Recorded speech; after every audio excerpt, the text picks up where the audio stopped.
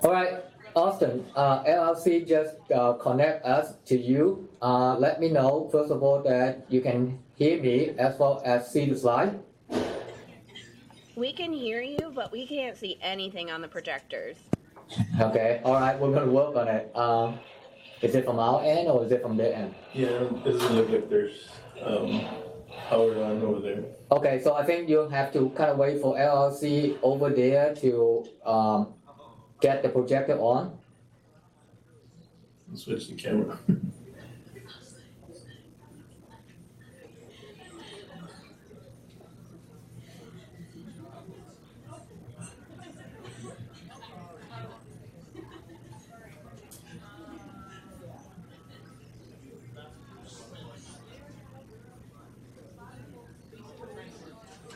Do they know that the people can't see it? I mean, like, have they ever already monitored?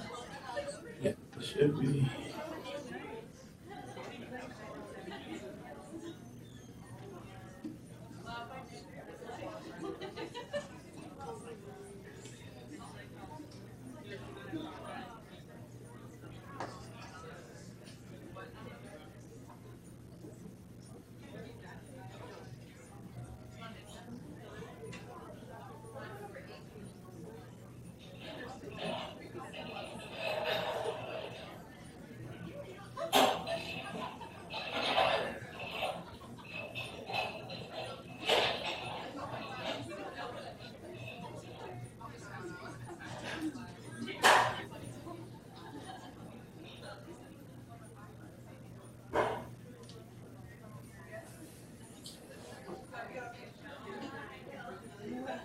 Did you contact them? Yeah, I sent them a message.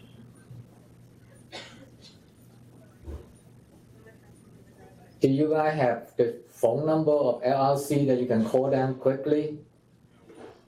Because we are connected. It's just that the slide, they didn't make the slide available over at your end.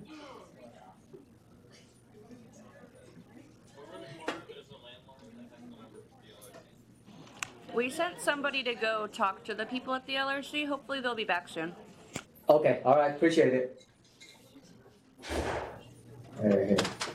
We're good. Are they student or the LLC staff? I can't tell.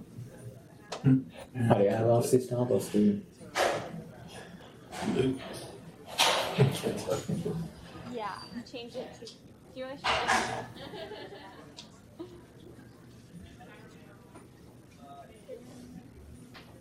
Okay, so I think that's a bit. Do I need to share it to here? PC, that one? Or wire? Oh, it's this one. This is WebEx. So that one. They're coming. Aries? Oh, they're coming. Yeah. Ooh. It's on. Share. All right, somebody got the magic touch, I guess. Can you see the slide? No. No, we Okay. can't see the slides yet. So they are definitely on the camera. Yeah. No, I gotta say it again. No, that's I think it's air muted because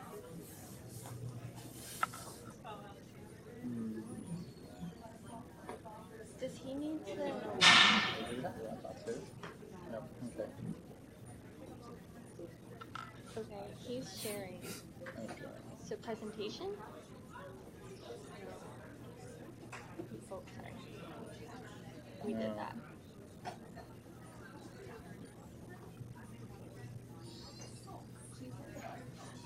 Well, he should. Did LLC respond to you at all? No. Should I let him? I mean, that doesn't look like that. I mean, those are LLC people, just like students. Try calling him. He should be able to. Somebody's answering it. Yeah, just Admin mode? like that. Okay. Like I feel like he needs to go here. Like he needs to go to that website. Oh. You know what I mean? Because it's like a WebEx meeting. There we go. Oh, there they are. We're safe. Thank God, because they were like, go up there, go up there. I'm not good at computers. And later, error code 1-2. Somebody's answering it.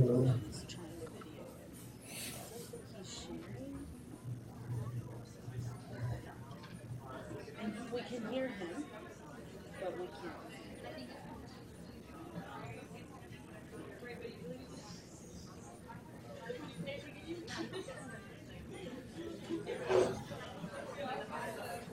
Let's see.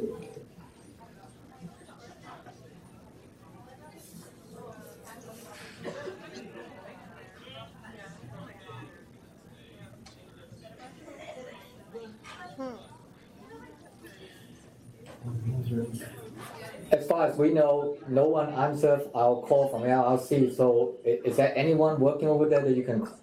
You have already contacted them, right? There we go. Perfect, thank you. You're welcome. Now We can see you now. we can see you You in the can- slides all right. now. Okay. Thank you, John.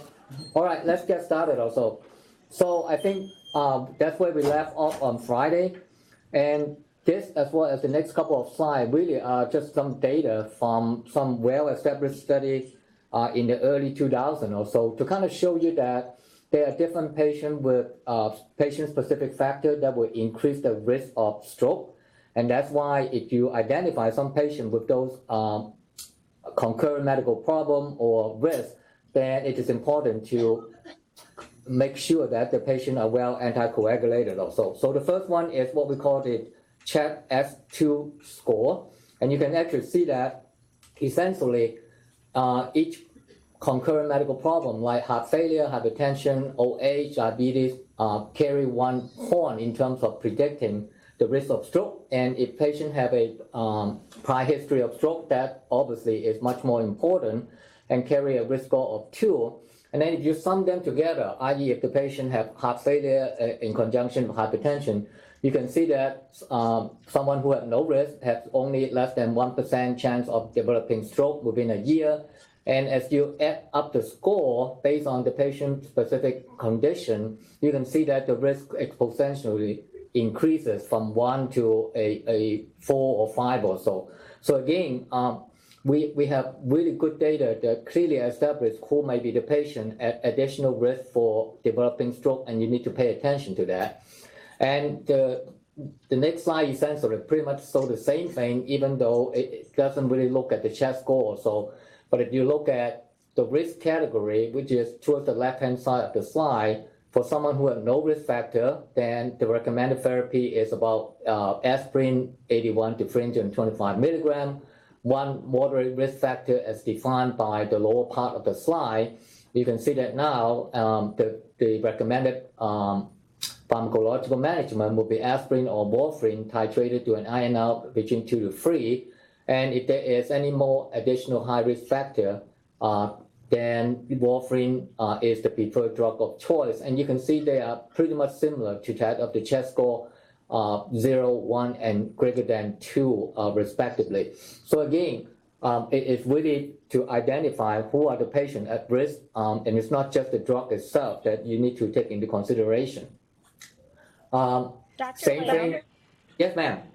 Since this study was from 2006, is warfarin still the preferred drug of choice, even though we have the newer anticoags on the market now? That's a very good point. Remember, at that time, we really don't have the warfarin or any of the newer oral anticoagulant.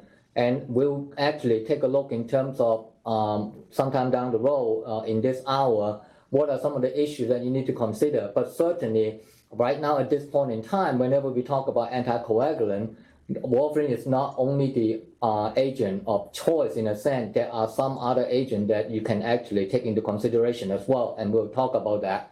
But again, I think keep in mind that whenever we talk about the risk, those risk factors in terms of patient condition are the same regardless of which anticoagulant you're going to choose.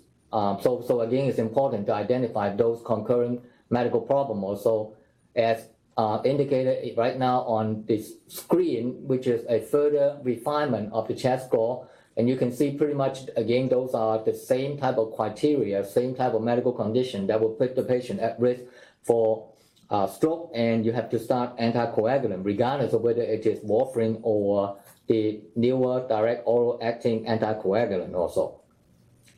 So, yes, ma'am. Sorry, one more question. The 1-year stroke rates on the previous slides, that's without like therapeutic intervention, right? That's So if without they were on therapeutic intervention. warfarin, That is correct. Yeah, the risk That is would be correct. lower. Okay. Yeah.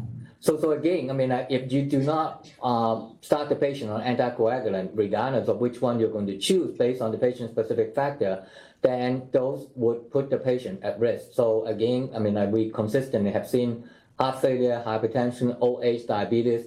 So those are the things that are important to know. Did I answer your question? Yes, thank you. Okay.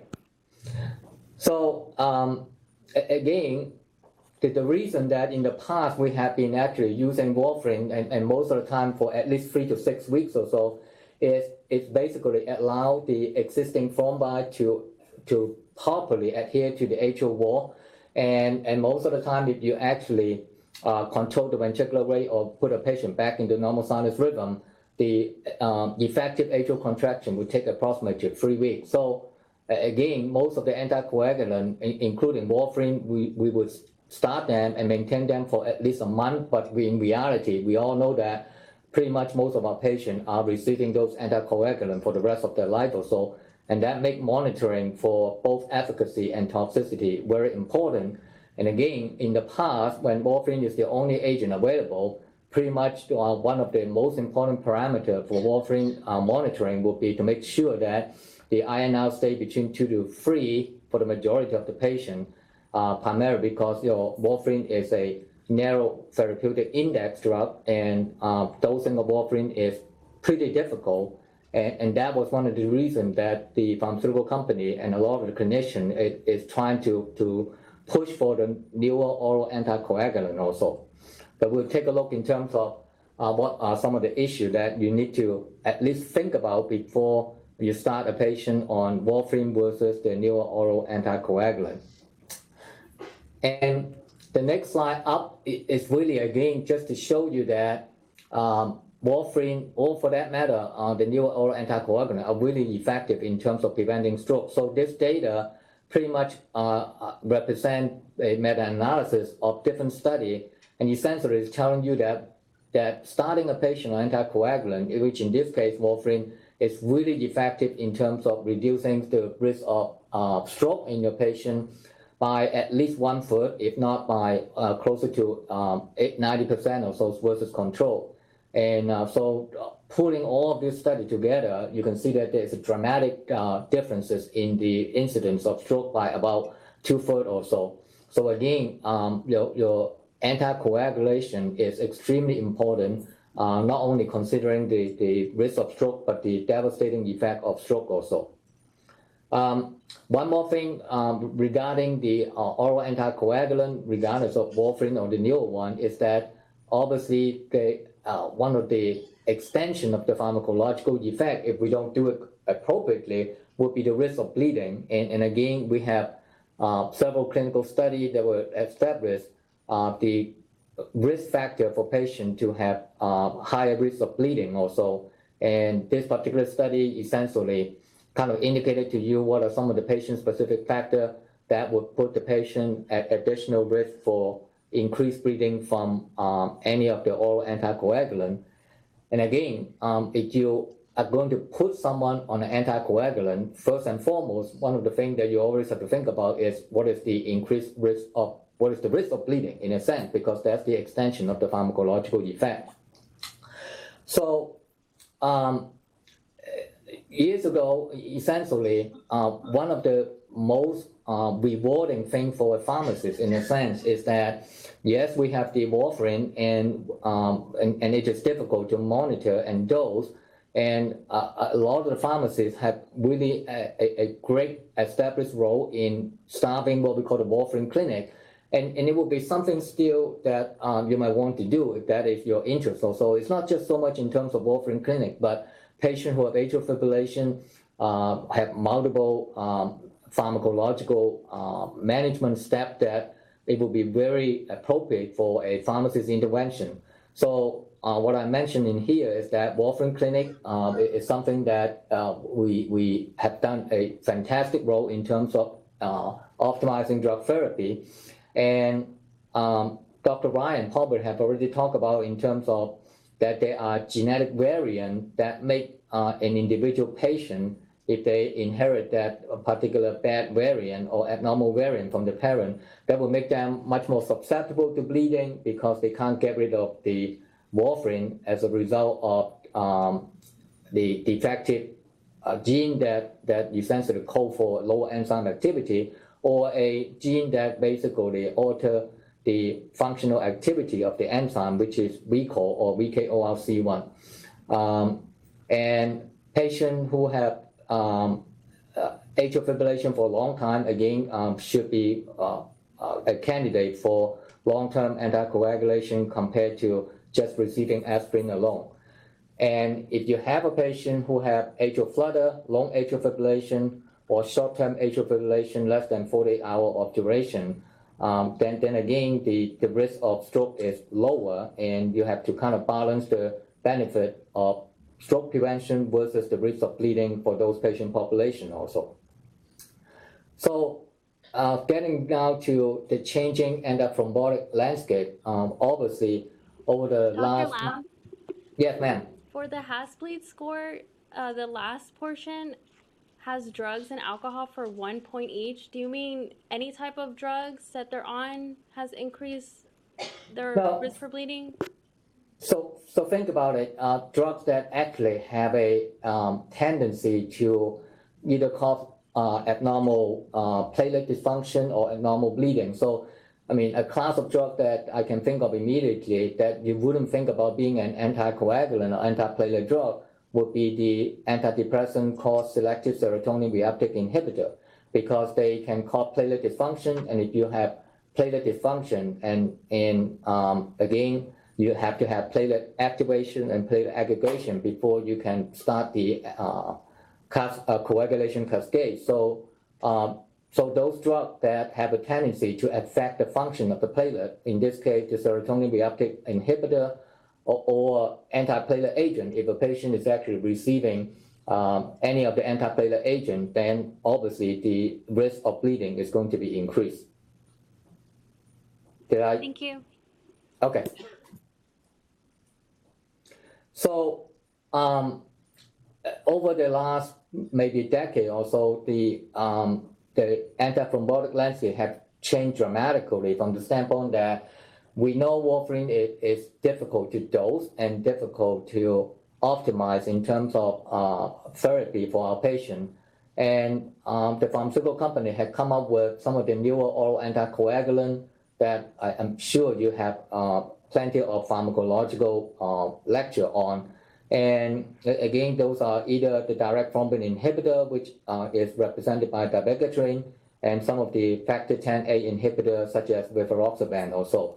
So they are all, in a sense, have been shown clinically in multiple clinical studies to be at least non-inferior and sometimes maybe superior oral anticoagulant from the standpoint of preventing stroke. And they really have taken up the most of the market share regarding the anticoagulant market. So you can actually see that in this particular pie chart, the direct thrombin inhibitor, which is abbreviated DTI, as well as the direct 10A inhibitor, they actually have a lion's share of the antithrombotic market compared to warfarin, which is that little blue pipe, as well as the heparin and the low molecular weight heparin. So again, they are very popular from the standpoint that they really, we're thinking that you would be able to get rid of warfarin in a sense because we don't have to get a patient back into the clinic and monitor the INR most of the time.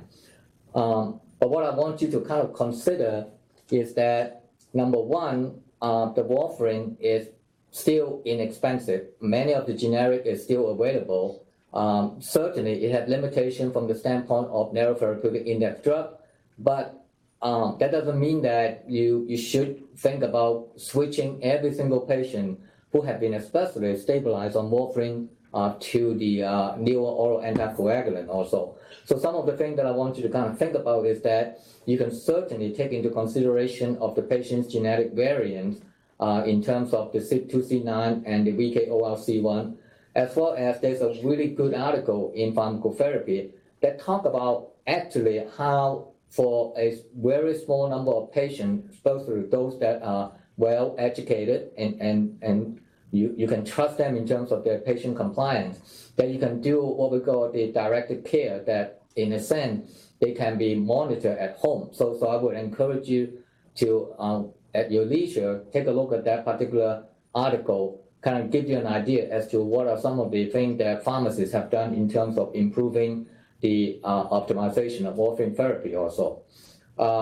So no doubt that the newer oral anticoagulant provide us an opportunity from both an efficacy standpoint. They have all shown to be equally effective compared to warfarin, and maybe safety purely from the standpoint that you don't have to consider about drug-drug interaction. There is no drug-food interaction like what we have to deal with warfarin.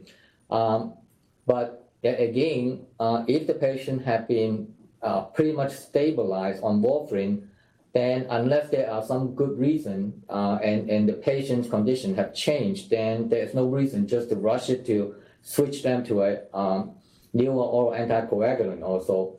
And I would argue that one of the things that you want to think about is for patients who are not suitable candidate for warfarin.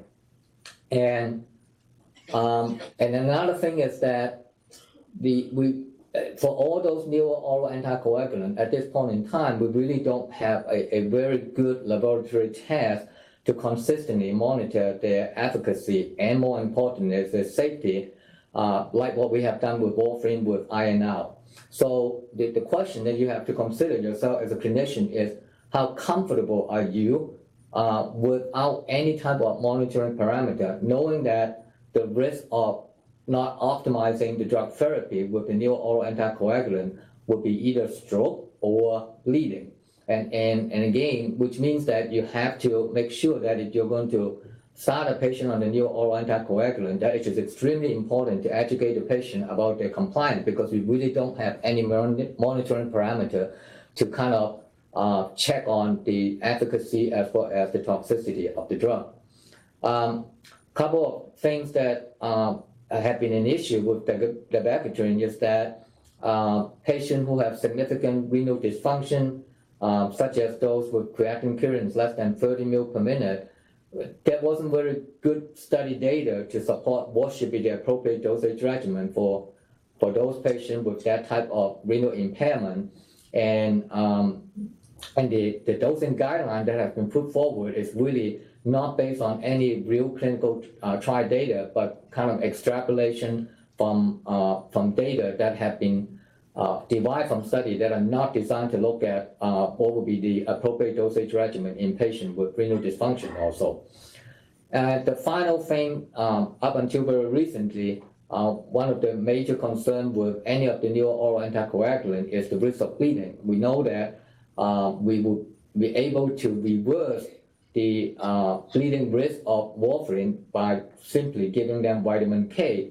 And we really don't have any reversal agent up until like late 2015 or so, when we finally have the first agent that essentially, as an antidote, if we actually overdose a patient on dabigatran. And I assume you have actually been given those type of information from Dr. Ryan in terms of how does it work, in terms of binding to dabigatran and what would be the appropriate dosage regimen also. For those antidote to dabigatran, as well as some of the newer antidote to the factor 10A inhibitor, such as the one that has been approved in 2018. So again, what I want you to kind of think about is not just because the drugs are available and they are heavily advertised by the pharmaceutical company that they are much more superior, which I don't think that is the case. I think from an efficacy standpoint, both warfarin and the newer oral anticoagulant are equally effective. But from a standpoint of convenience, yes, there is no doubt that we don't have to get the patient into a warfarin clinic with the newer oral anticoagulant, but you also kind of lose that opportunity or the ability to monitor therapy. And one of the things that you have to kind of think about is how compliant would be your patient regarding the newer oral anticoagulant, because if something happened, then the risk of bleeding is significant, and you wouldn't have any way of actually be able to try to control it. And the saving grace in a sense is that at the very least now we have a oral reversal agent in a sense for those patients who essentially started to have significant bleeding on the newer oral anticoagulant. Dr. Lamb? Yes, ma'am. Do you need us to know how these anticoagulants work? Because Dr. Ryan won't teach us anticoagulants until the next test. Okay. I don't really need, because I know that you're going to have, in a sense, much more extensive pharmacologically based lecture on the anticoagulant, including warfarin and the newer oral anticoagulant also. So again, what I want you to do is really kind of the general approach, like why do you need anticoagulation? What are some of the patients at risk? And how do you manage them in general? Not specifically about the mechanism of action of the warfarin, mechanism of action of the newer oral anticoagulant also. You're going to have those from Dr. Ryan. Thank you. Okay. So what I want to kind of go through, since we talked about an overview of the need and for oral anticoagulant, is now once you essentially have managed the patient's hemodynamic status if necessary, control the ventricular response rate, and then the thing, and with appropriate anticoagulation, then the next thing to consider is, do you need to revert the patient back into normal sinus rhythm? So again, that is a very controversial area, and clinicians, including cardiologists, have so far really not completely agreed with one another. But we do know that there are some patient-specific factors that would at least bias us to think about whether to revert or not revert. So this is one of those classic studies, even though it was done back in 1989 or so. And essentially it's looking at, well, what is the risk of maintaining or reverting a patient in normal sinus rhythm and not maintaining them. So essentially, this is a study that looked at about 500 patients who basically have a onset of atrial fibrillation within a week prior to admission into the emergency room. So you can see that out of 700 patients, about 500 of them have what we call recent onsets of atrial fibrillation. About 200 of them have defined as the chronic atrial fibrillation. And essentially, the study showed that those that have a recent onset of atrial fibrillation basically has a high rate of success in terms of reverting back into normal sinus rhythm, whereas those that have a chronic atrial fibrillation defined in that particular study of having the atrial fibrillation for a duration of time longer than 6 months at the very least, essentially none of them are able to be reverted back into normal sinus rhythm, let alone to maintain them.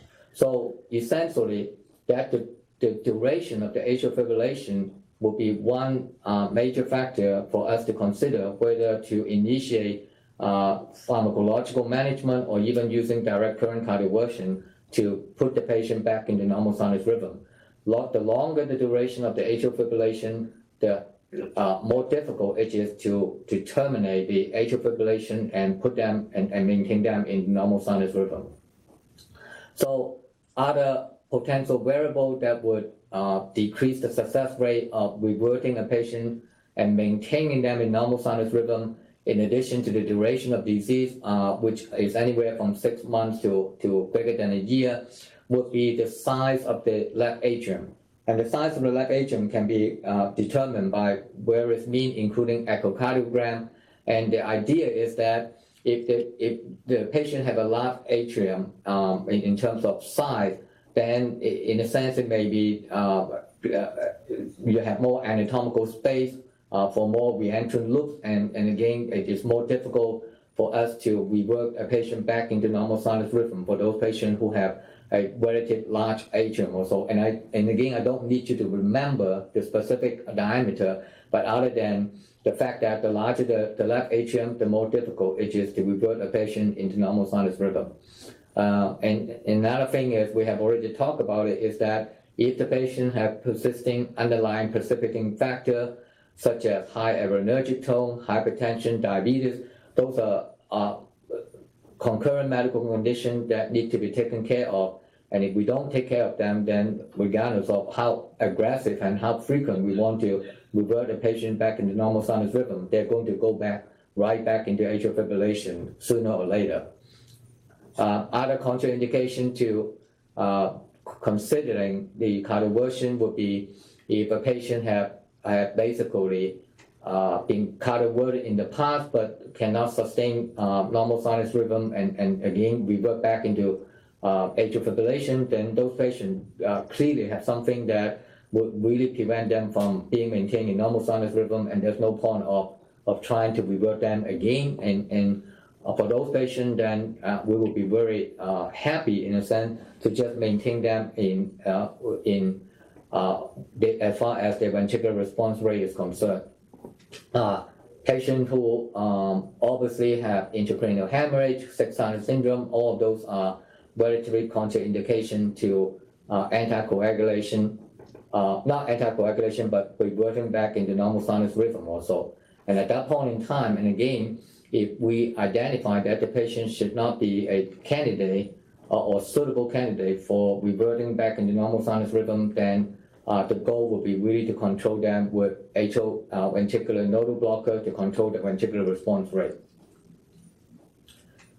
So, Dr. Lam? Yes.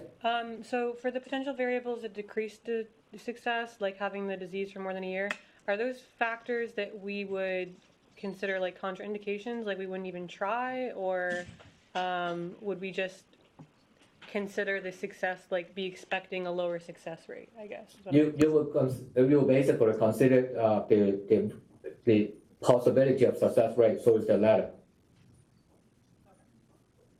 Thank you. So again, the next slide is really kind of reiterate what I just said. In a sense, if you ask yourself, or more importantly, the patient, would they prefer normal sinus rhythm or prefer atrial fibrillation? And the answer is almost inevitably, yes, I want to be in normal sinus rhythm because that seems to be the most logical thing to do, at least from a medical standpoint. But if we now started to consider that, in addition to those factors that I just told you in the previous slide, you also tell the patient that cardioversion comes with side effect because if you use direct current cardioversion, I mean, at the very least, you would have minor skin burn. And if you use antiarrhythmic drug to put the patient back into normal sinus rhythm, then we also have to consider the risk of those antiarrhythmic drugs itself.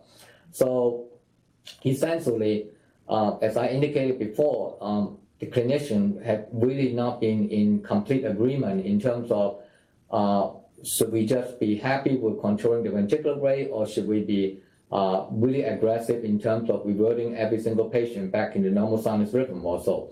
And over the years, there are many randomized controlled clinical trials that essentially tell us that pretty much regardless of whether you rate control the patient or try to revert them back in the normal sinus rhythm, the efficacy is pretty much the same. So from a symptomatology standpoint, the improvement in symptomatology is essentially pretty much similar, regardless of you trying to control the rate or trying to control the rhythm. But there is no doubt that you have a high incidence of adverse event with the rhythm control. So if you decided to basically put the patient in normal sinus rhythm as well as maintain the patient in normal sinus rhythm, then you're going to have a high incidence of side effect related to the drug and related to the procedure itself. So even though we haven't really have complete agreement with, among the clinician, I think at this point in time, there is some sort of a consensus that rate control is probably for patient or sufficient for patients who are elderly, who have concurrent medical problems, because those are patients who might be much more difficult to revert them back in normal sinus rhythm. And for patients who still have symptoms despite appropriate rate control, then those may be the patient who will be a candidate for reverting back into normal sinus rhythm. And even for patients who we decided that a candidate that would be just sufficient to control the rate, i.e. to control the ventricular rate, we still are not really sure in terms of how aggressive should we be in terms of controlling the ventricular rate. So there are, again, two different camps. One said that we should be very aggressive in terms of the rate control. So the therapeutic goal would be a resting heart rate of 80 beats per minute and exercise heart rate of 110 beats per minute also. Whereas there are certainly clinicians who think that you don't really need to be that aggressive in terms of rate control. So anything that with a resting heart rate approaching 110 beats per minute would be sufficient. And again, I think with the antiarrhythmic drug, one of the things that you have to consider would be the symptomatology. If the patient is symptomatic, then a stricter rate control would be much more appropriate compared to patients who have asymptomatic atrial fibrillation, and those would be okay in terms of much more lenient type of rate control also. So again, we have patients who actually have atrial fibrillation and walking around without really exhibiting a lot of symptoms. And that symptomatology is extremely important when you think about patients who have atrial arrhythmia as well as ventricular arrhythmia, which we'll be talking about relatively soon over the next hour or so. So if we do decide that it is appropriate to revert a patient to normal sinus rhythm, we can certainly use direct current cardioversion, but we can also use drug, and that's what we meant by chemical cardioversion. And there are two drugs that basically have been specifically approved by the FDA for chemically convert a patient's atrial fibrillation in the normal sinus rhythm. One is Ibutyline, which is available only in intravenous formulation, and the other one is doflutilide, which is available orally. So whether it is ibutylide or doflutilide, they are both class 3 antiarrhythmic drugs, relatively safe, and have a pretty good success rate that would be higher if we can combine them with direct current cardioversion. The only thing that I want to kind of point out with ibutylide and doflutilide is that, yes, they are approved by the FDA for reverting a patient's atrial fibrillation back into normal sinus rhythm. And they're relatively safe except with the incidence of ventricular tachycardia.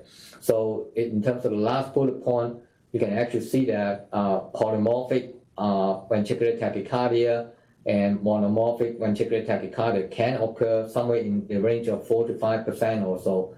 And which means that it is extremely important for you to monitor the EKG, and pretty much also means that if we're going to start the patient on those type of chemical cardioversion, they need to be hospitalized so that we can actually check the rhythm strip at the very least to make sure that that the incidence of ventricular tachycardia doesn't really occur, and if it does occur in that patient, we'll be able to deal with it relatively quickly. But other than the polymorphic and monomorphic ventricular tachycardia, these drugs are relatively safe with no other important toxicity. Once a patient is controlled, again, as I said, your ibutylide and doflutilide are pretty much the same thing, except that your doflutilide is available orally, so you can probably think about reverting, put a patient transitioning from ibutylide IV to doflutilide PO when it is appropriate, same response rate. Other drugs that we have been used in the past, but no longer have put them on first line of agent, will be propafenone and flecainide, both of them being class 1C agent, primarily have been shown to have polyrhythmic event, and really are not our drug of choice in terms of cardioverting a patient back into normal sinus rhythm. Amiodarone, probably, at least as far as reverting a patient back into normal sinus rhythm is concerned, is considered second line, strictly not from the standpoint of efficacy, but from the standpoint of toxicity. Dronedarone, as I mentioned before, if I'm going to use a amiodarone and consider dronedarone, I would certainly at this point in time use amiodarone. So those are type of the guideline in terms of I listed for you some of the current guideline would update from Circulation 2011. But again, from a pharmacological management standpoint, in terms of reverting back to normal sinus rhythm, your ibutylide and doflutilide are the two drugs of choice. Some other non-pharmacological approaches that some of the clinicians have favor would be, just for your information, non-pharmacological approaches using what we call radio frequency catheter ablation. So essentially is putting a catheter and try to deliver very high energy discharge in order to kind of take away the source of the atrial fibrillation, so take away the atopic foci or so.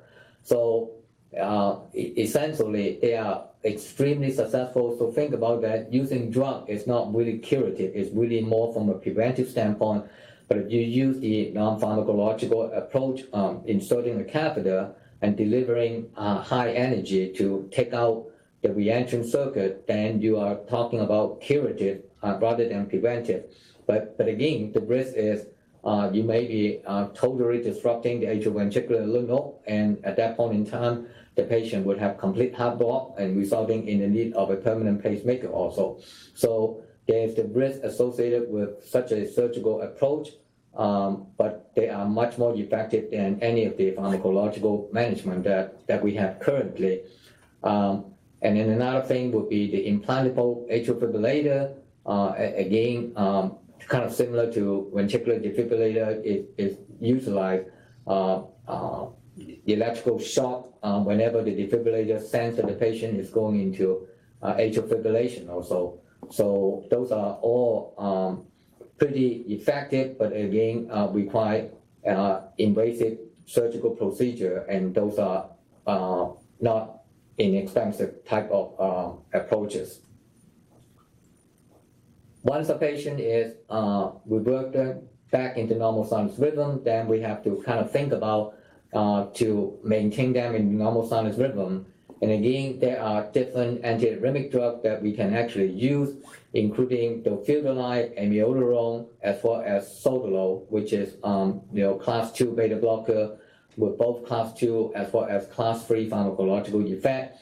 And again, each one of them has their disadvantage. From the standpoint of dofetilide, would have increased QT prolongation. Amiodarone would have all different types of toxicity that you should be well aware of, and sotalol also have the risk of causing a specific type of ventricular tachycardia called Tassard pontis. And again, all of them would require us to monitor the QT interval because all of them have been shown to actually prolong QT interval also.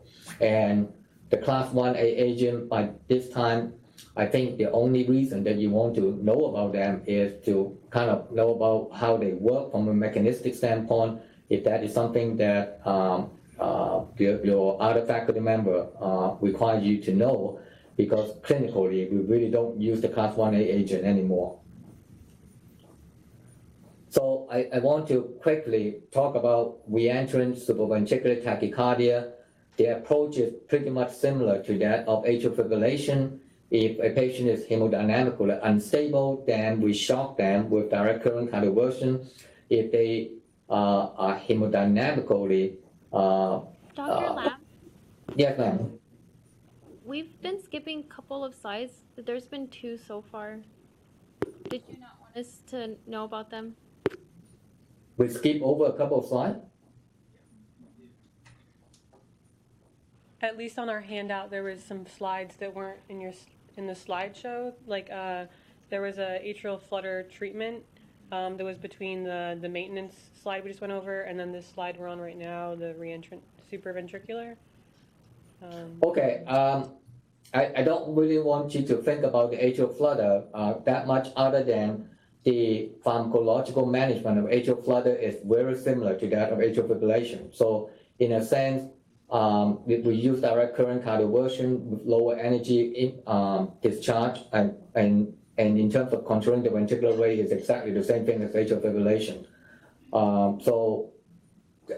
If I skip over them, from at least from my presentation, I apologize. That's an oversight on my part. But again, think about the atrial flutter essentially from a therapeutic management standpoint are similar to that of the atrial fibrillation. You still have to think about shocking the patient if the patient is hemodynamically unstable, controlling the ventricular rate, and anticoagulation, and whether you need to put a patient into normal sinus rhythm or not. Did I address your question? Yes, thank you. Okay, so the supraventricular tachycardia within the atrioventricular node, most of the time direct current cardioversion and another pharmacological agent that has been used that are very effective is adenosine, which can be given by IV because it has very, very short half-life, less than 10 seconds or so. So again, kind of similar to Asmolol, rapid onset and also rapid offset of pharmacological effect. So even though the side effect like bronchoconstriction, burning sensation, those are first of all relatively minor, and secondly, I wouldn't be too much concerned about it because once you turn off the IV, essentially the patient side effect will be gone in no time. So again, adenosine is very effective, and other pharmacological agents include calcium channel blockers such as verapamil as well. So pretty much the way to terminate the supraventricular tachycardia would be direct cardioversion or pharmacologically using adenosine or verapamil. Chronic management, again, similar to that of atrial fibrillation, we have tried to use non-pharmacological approaches such as radio frequency catheter ablation, and again, very similar to atrial fibrillation, is curative. It's not just preventive, and certainly it's not appropriate for every single one because it's a requires surgical intervention.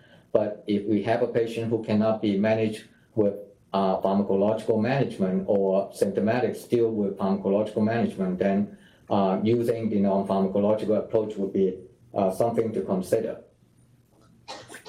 So right now it's about 10 minutes to the hour.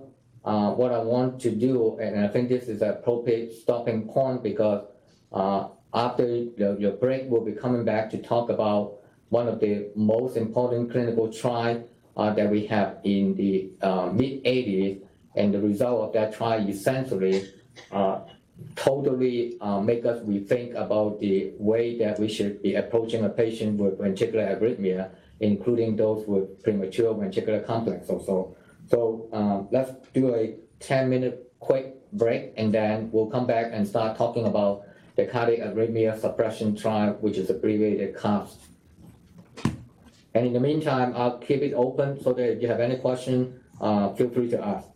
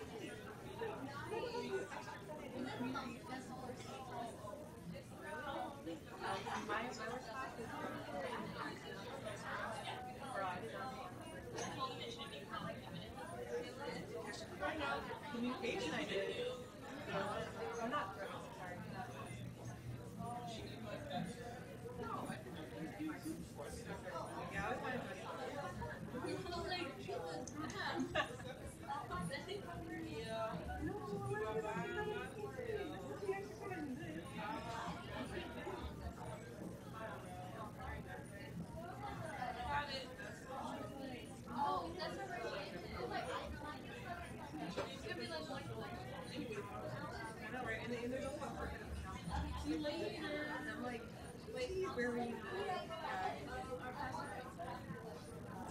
if we fail, maybe somewhere there.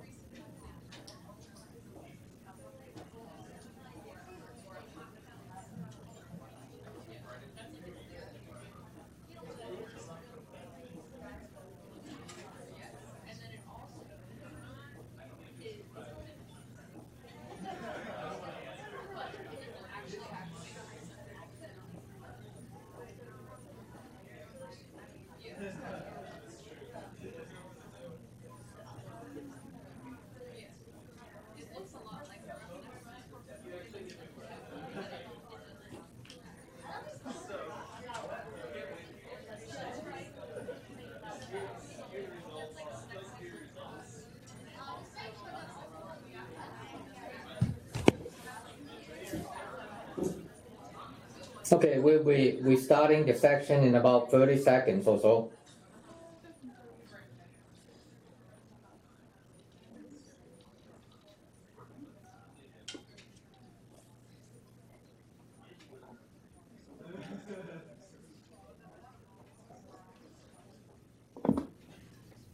So up on the screen right now, it's essentially giving you some information about a major clinical trial that was sponsored by the NIH back in the middle 80s or so, and it's called a Cardiac Arrhythmia Suppression Trial, or abbreviated CAST, C-A-S-T. And what it is that traditionally, we know that there's a high incidence of arrhythmia in patients who suffer a heart attack. And traditionally, what was the belief by a lot of the clinicians, especially the cardiologists, is that if we are able to suppress the arrhythmia, regardless of whether they're life-threatening arrhythmia or asymptomatic type of arrhythmia, it's going to help the patient in terms of survival, because they would be able to, as a result of suppressing the arrhythmia, to decrease the mortality. The only problem is that we really never have any data to kind of support that type of clinical belief also. So the NIH basically sponsored a multi-center clinical trial that include more than 4,400 patients or so. And they all have a recent onset of heart attack, and with at least greater than 6 PVC or premature complex per hour, as well as a low ejection fraction that ranges from less than 20 to 55% or so. So a wide range of different ventricular dysfunction. And they were randomized into 4 different groups. 3 groups received drug treatment, one with Ankynine, one with Flecainide, and one with Moraxicin. All of them are class 1 pharmacological agents. And the 4th one basically received placebo. And at that time, the design of the study was to call for an interim analysis of the result. And by the time they did the interim analysis, they have about data from about 1,400 something patients or so. And the result of the interim analysis really had put everyone in surprise, from the standpoint that patients who have been put on or randomized to receive either Ankynine or Flecainide actually died at a higher incidence compared to patients who have been just basically receiving placebo. So again, the incidence is not important for you to remember in terms of the actual number, other than the patient who are receiving Ankynine and Flecainide die much more frequently compared to patients who receive placebo.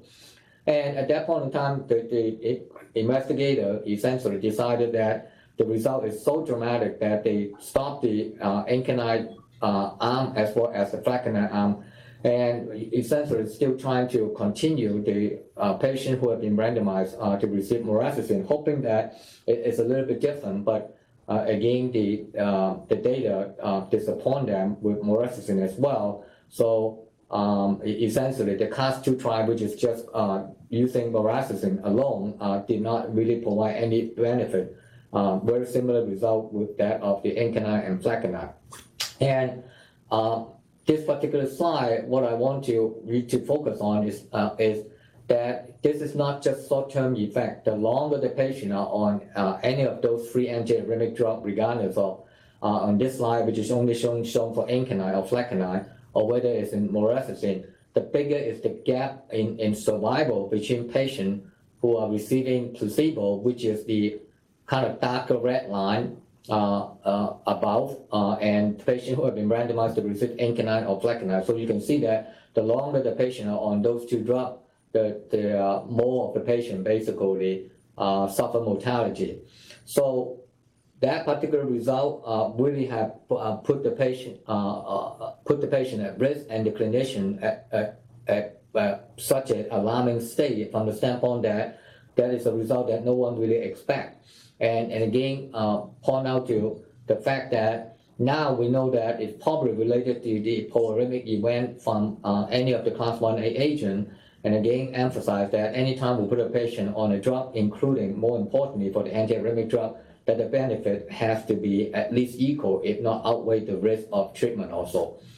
And as a result of the CAST trial, whether it is class 1 or class 2, investigators began to go back and look at all of the clinical trial of different antiarrhythmic agents in the 60s and in the 70s and analyze it strictly from the standpoint of mortality. The question is, does it really affect mortality? Even though the study obviously were not designed to look at it that way.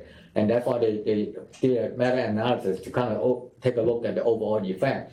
And again, what the meta-analysis has shown them is that the class 1 agent, whether it is 1A, 1B, or 1C, in general, have been found to increase mortality. So you can actually see that the odds ratio 1.0 is neutral effect. So the class 1 agent primarily increased mortality, whereas the class 2 and class 3 agent have been shown by the meta-analysis of different clinical trials to have a positive impact on survival because they can reduce mortality, whereas the class 4, which is the calcium channel blocker, really have neutral effect strictly from the standpoint that calcium channel blocker are not effective, and we don't really use calcium channel blocker to manage any type of ventricular arrhythmia at all.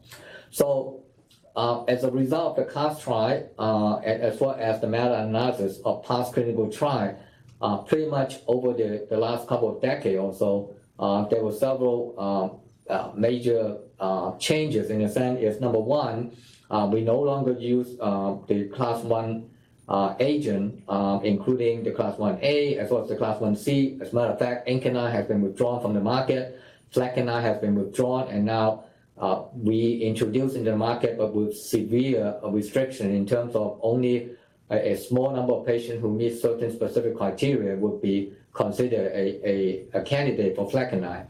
And any pharmaceutical company who still want to develop antiarrhythmic drug totally will not develop a class 1A agent at all. So 1A, 1B, or 1C are pretty much out.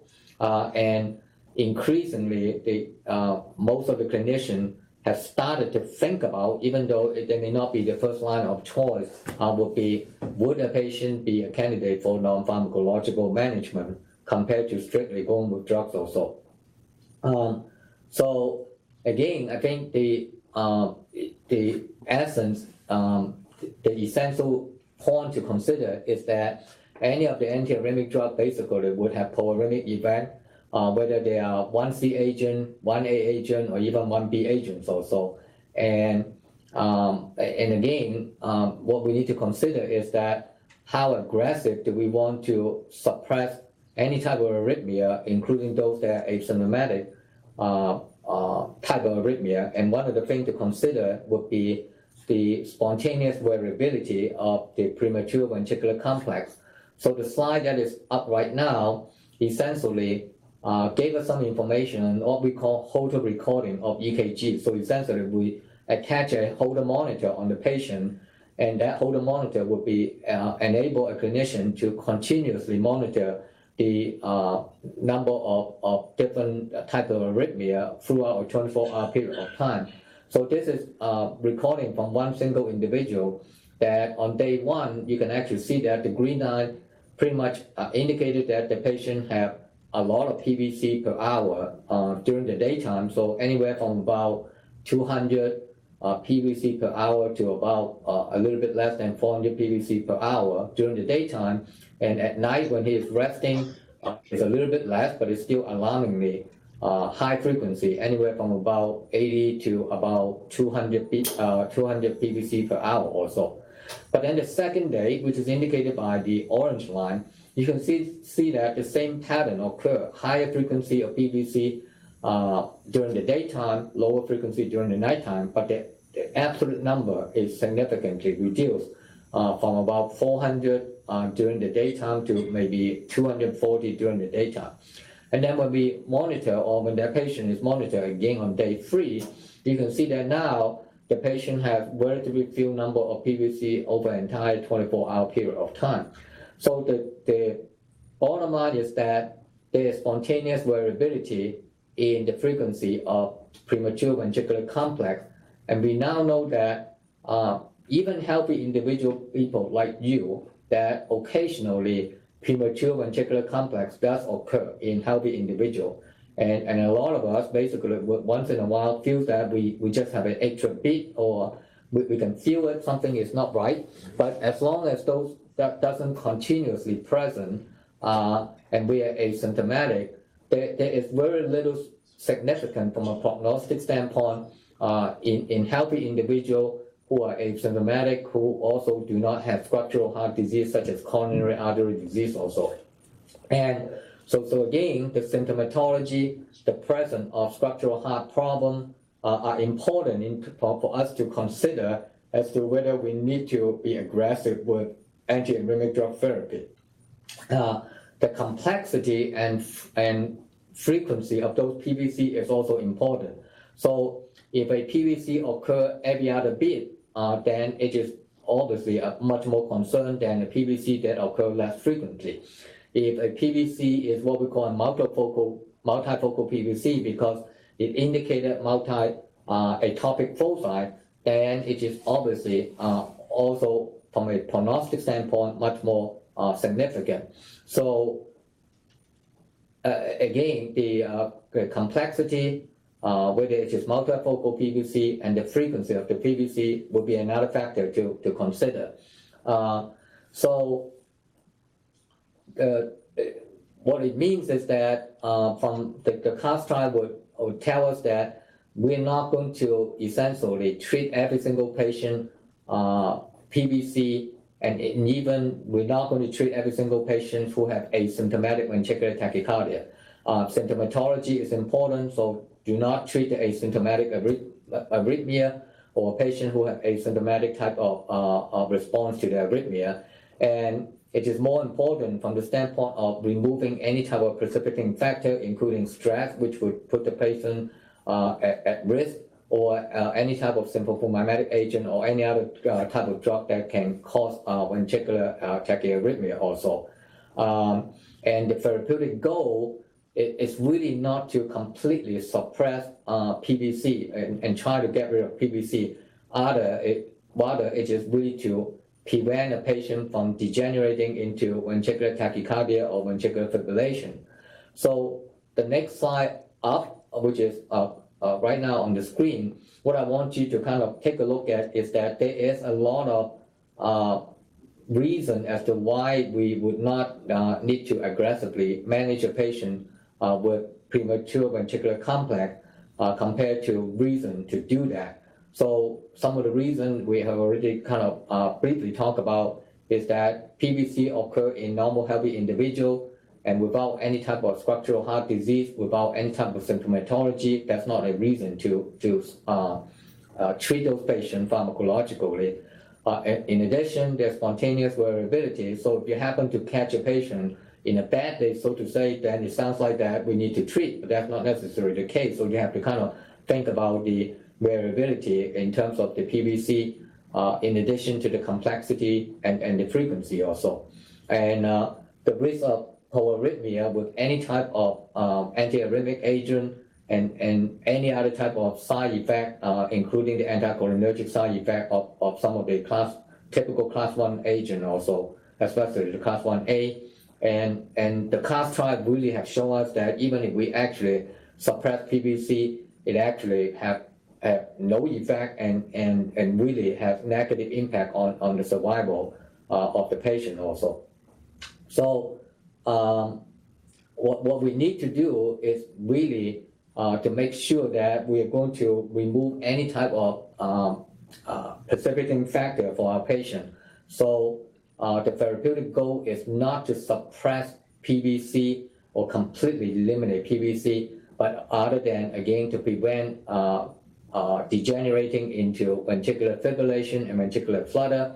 And it is more importantly to manage precipitating factor such as any type of heart failure, any type of myocardial ischemia, and any other type of precipitating factor such as electrolyte abnormality, hypokalemia, hypomagnesemia, hypocalcemia. So any type of electrolyte abnormality needs to be taken care of. If the patient is hypoxic, if the patient still on digitalis and is receiving too much of a digitalis, or any other drug that can cause an increase in QT interval, that needs to be taken care of. And I have on the slide a website that you can actually go to, and pretty much it will identify for you what are some of the drugs that have been known to cause QT prolongation. And again, those are the drugs that you need to think about in terms of, is there a valid reason for those patients to be receiving those drugs? Clearly, from a symptomatology standpoint, patient could be totally asymptomatic, and again, that will be a factor to clearly consider as to whether we need to be aggressively treating the patient with antiarrhythmic drug. And if the patient is hemodynamically unstable, then it's no different from atrial fibrillation, supraventricular reaction type of arrhythmia. We need to immediately cardio work the patient and then think about controlling the ventricular rate using drugs such as amiodarone, hocanamide, or lidocaine. Now, again, in the old days, we would typically give someone who have a heart attack and on the way to the hospital to give them prophylactic lidocaine. But now we don't really do that because number one, we really doesn't have any type of positive effect on mortality, and there is very low incidence of patient having a ventricular fibrillation after the first 24 hours or so. So prophylactic lidocaine use that we have commonly used in the past is no longer the practice currently. And what we actually really consider is as soon as possible, get the patient into the coronary care unit. And also, if there is defibrillator available, we would just basically not to go ahead with prophylactic lidocaine, and if arrhythmia occur, we can use the defibrillator right away.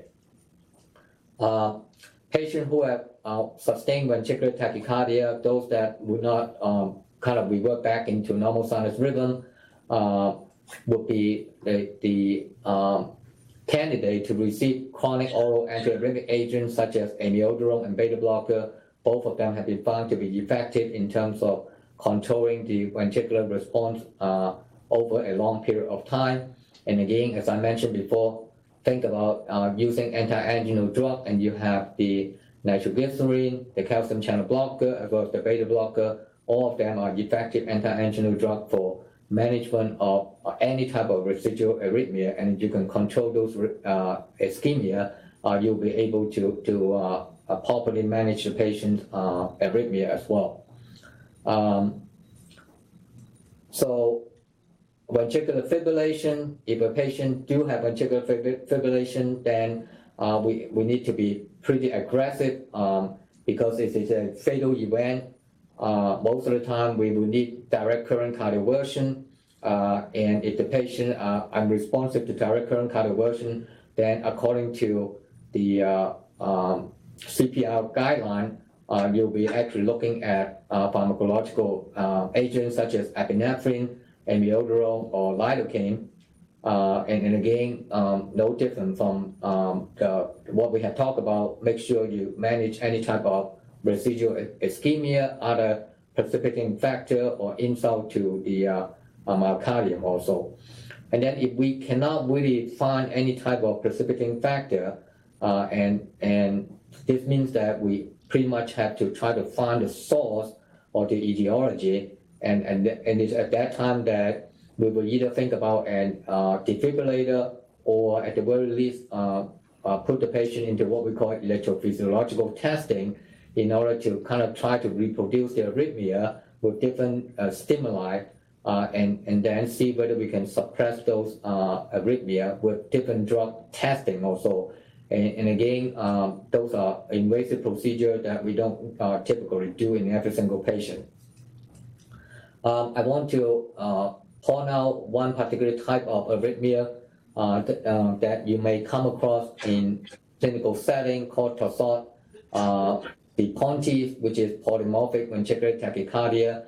From a EKG standpoint, number one, you have prolonged QT interval, and number two, have what we describe from a EKG standpoint, prominent U wave, and that is a type of arrhythmia that need to be rapidly managed from a therapeutic standpoint. And again, you can think about using drug, but again, the precipitating factor that may cause the patient to develop Torsades de Pointes would need to be taken care of first. So again, that includes electrolyte abnormality, any type of drug that might increase the QT interval, and that include first and foremost some of the antibiotics that you might be learning throughout your time at the College of Pharmacy. So the fluoroquinolone, there are several fluoroquinolone that are well known to cause QT intervals. Some of them have been withdrawn from the market. Macrolide antibiotics such as erythromycin and to a certain extent clarithromycin have also been shown to prolong QT interval. Terfenadine, astamazole, cisapride have been known to cause QT interval, and all of these agents have been withdrawn from the market because of the report of patients suffering from life-threatening cardiac arrhythmia as a result of QT prolongation produced by this group of agents also. So pretty much right now, in terms of drug development, any drug that belong to a class of agents that have been reported in the past to prolong QT interval, now they have to provide QT study in terms of does the drug actually prolong QT interval, and if it does, is that statistically significant increase in the QT interval, and the FDA would not actually approve a drug unless they have been shown to not significantly prolong the QT interval also. So again, I have a website for you if you are interested to learn more about the different drugs and what are the requirements for QT prolongation study for some of the drugs in development. And again, treat the precipitating factor and no different from ventricular fibrillation, ventricular flutter, and if the patient is hemodynamically stable, then we can just control the rate, and if the patient is hemodynamically unstable, then we have to use direct current cardioversion. With one additional thing, magnesium sulfate has been found to be very effective in terms of stabilizing the rhythm in the majority of patients who have drug-induced torsades de pointes or increased QT interval also. So from an overall conceptualization standpoint in terms of managing patients with ventricular arrhythmia, what I want you to kind of think about, at least for my section, is not so much in terms of focus on the drug, but in terms of the approach. So who are we going to treat in terms of ventricular arrhythmia? Number one, we have to talk about, to consider the type and complexity of the arrhythmia. Obviously, if it's just an isolated PVC, then we don't really have to be that aggressive. If it is a complex PVC, sustained ventricular tachycardia, then it put a little bit more twist in terms of maybe biasing us more in terms of pharmacological management. But that is only one factor to consider among different factors also. Other factors that need to be considered would be, does the patient have underlying coronary disease such as ventricular dysfunction or coronary artery disease? So the extent of ventricular dysfunction will be also important.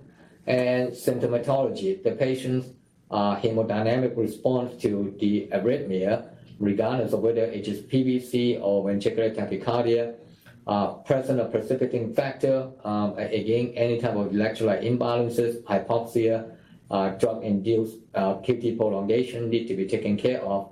And then finally, the risk of pharmacological management. We all know that, especially with the antiarrhythmic drug, we now know that all of them has the risk of what we call polyarrhythmia. They can precipitate any other types of arrhythmia in addition to the arrhythmia that they're supposed to manage.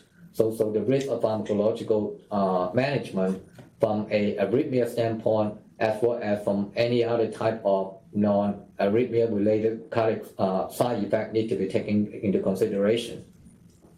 And then after we kind of think about who will be the patient that will be a candidate for managing with pharmacological mean, then we need to clearly set the goal in terms of what are we going to consider would be a therapeutic goal. Are we going to suppress PVC so that none of them would appear, or is there a particular target range of PVC that we want to bring down the number of PVC to? So the assessment of drug therapy in terms of the therapeutic goal need to be clearly indicated. And again, ventricular type of arrhythmia would not be treatable with calcium channel blocker because the cardiac tissue are not really, in the ventricular cardiac tissue are not really responsive to calcium channel blocker also. So the slide that is currently up, what I have for you is a kind of like a table to reiterate what I have talked about. Is in terms of the ventricular arrhythmia should be considered from a prognostic significance standpoint. So in essence, we will be able to conceptually think about arrhythmia in terms of benign type of arrhythmia that may have very little prognostic significance, all the way to malignant type of arrhythmia that would put the patient at risk of potential sudden cardiac death. And somewhere in between would be the prognostically significant, but the need for treatment would be much less well-defined compared to that of the malignant types of arrhythmia also. So the type of arrhythmia, PVC, non-sustained ventricular tachycardia in general are not really the reason to treat, especially if the patient do not have any structural heart disease or do not show any symptom or very mild symptom as far as patient response to the arrhythmia. So when those patients who have the benign types of arrhythmia, PVC, non-sustained ventricular tachycardia, no structural heart disease history, mild symptomatology at the most, then the risk of sudden cardiac death is relatively really low, and there is no reason to try to aggressively manage them with drug therapy, both from the standpoint of prevention of sudden cardiac death as well as from the standpoint of managing symptomatology.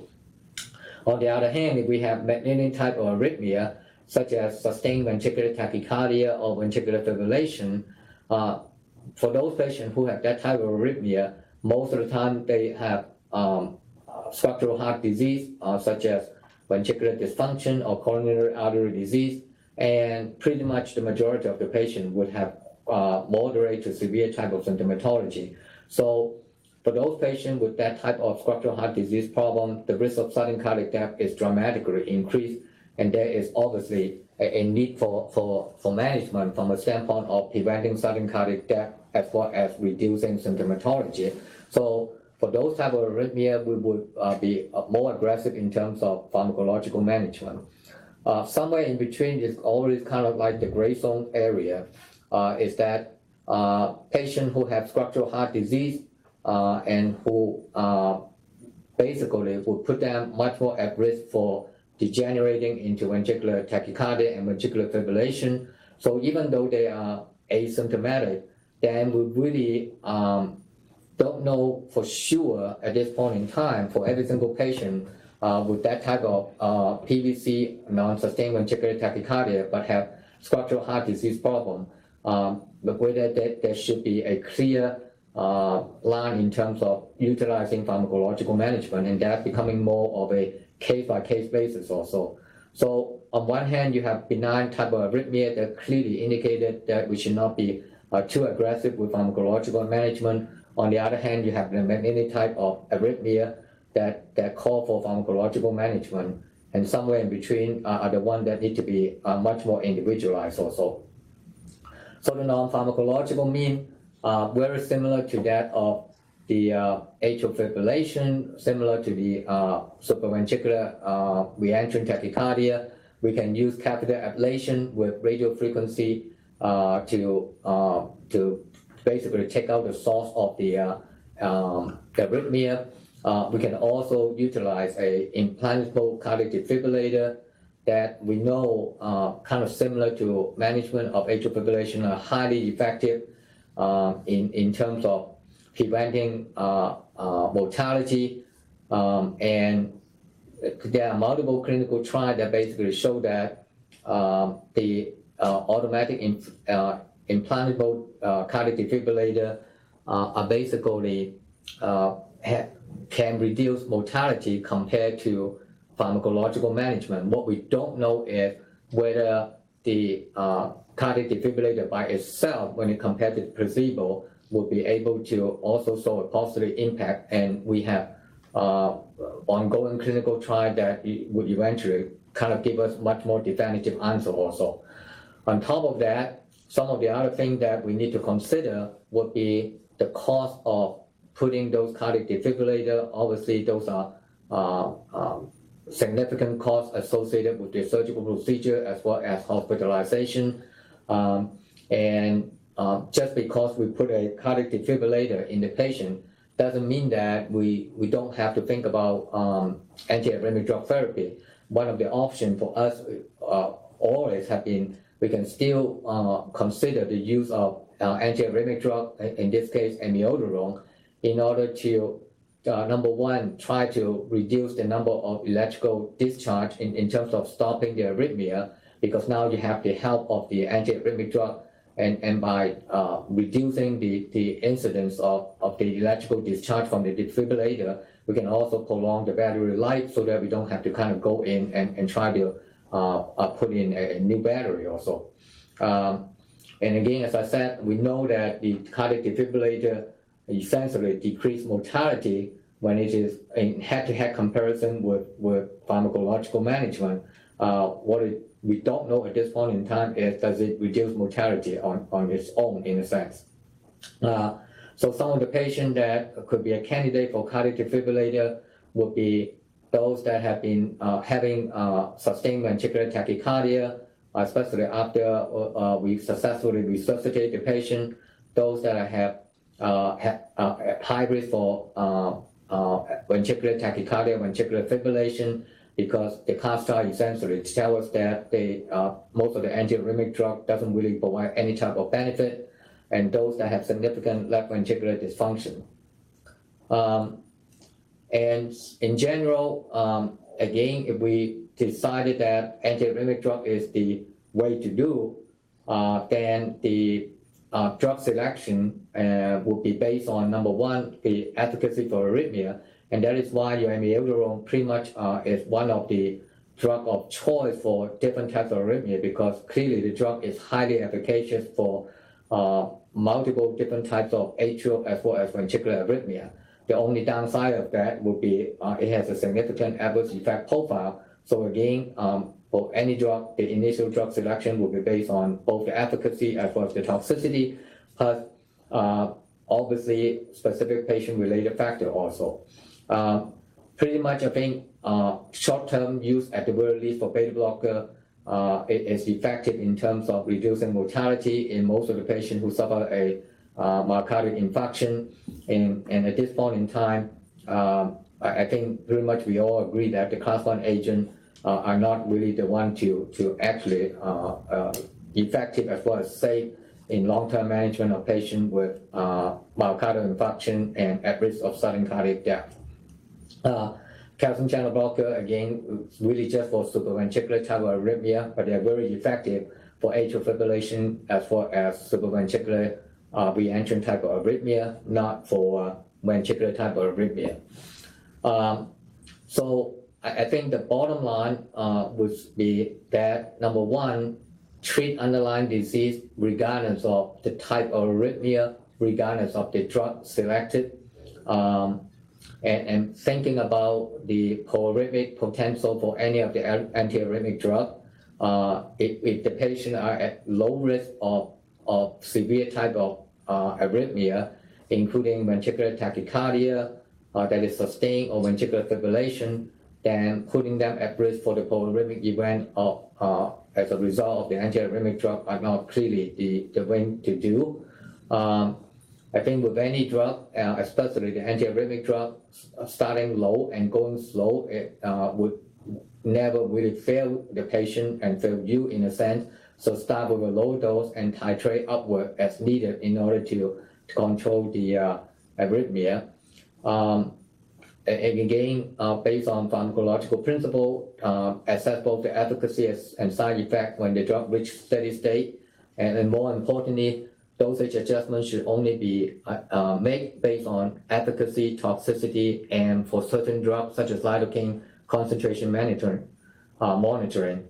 And again, any type of concurrent disease and drug interaction need to be taken into consideration also.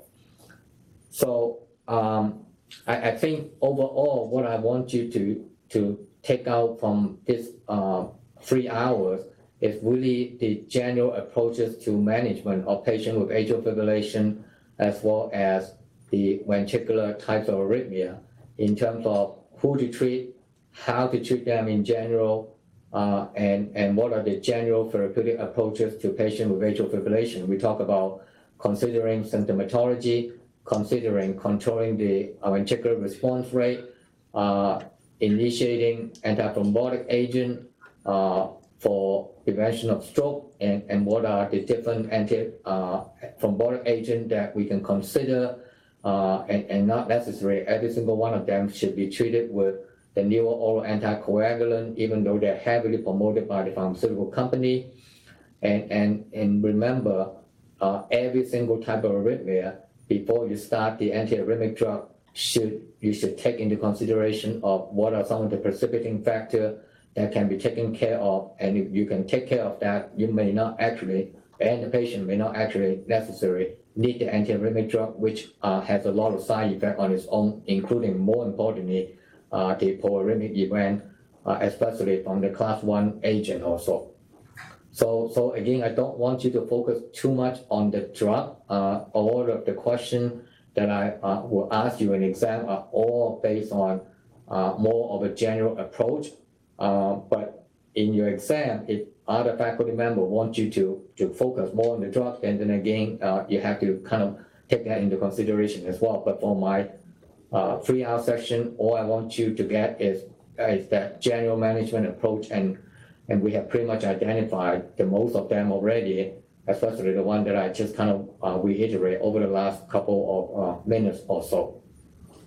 So any question that I can quickly address regarding the content or regarding studying for the exam?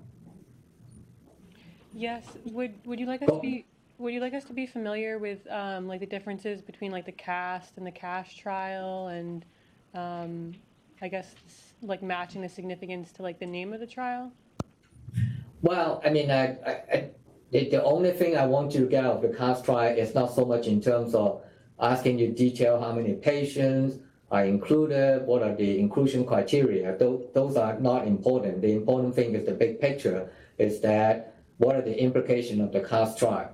So again, not really on the specific, but other than the overall message from the CAST 1 as well as the CAST 2 trials or so. Does that answer your question? Yes. Okay. Any other question regarding studying?